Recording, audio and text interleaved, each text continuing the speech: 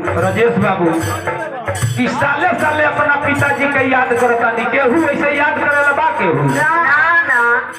कैसे अपना पिताजी के याद में कहता नहीं लोग उमेश बाबू डॉक्टर साहब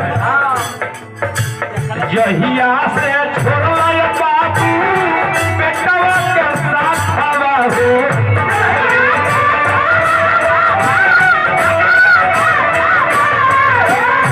जहिया से छोड़ा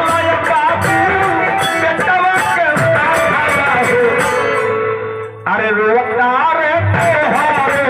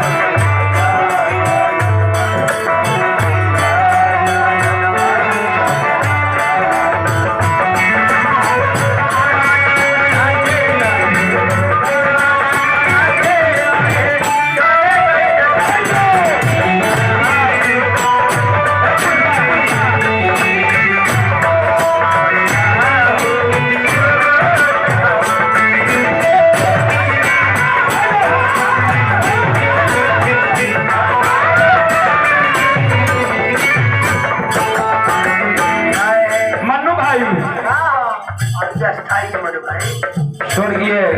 बिहारी बाबू डॉक्टर साहब के बड़ लड़का रामचंद्र मिलर साहब के तरफ से हजारों हजारों पुरस्कार मिलल। बिहारी बाबू के बड़ दामाद दरोगा साहब त्रिलोकीनाथ जी के तरफ से हजारों हजारों पुरस्कार बार बार हार्दिक अभिनंदन रही। आत्मा के शांति खातिर हमने के बार बार विनती करम दोनों के तक करम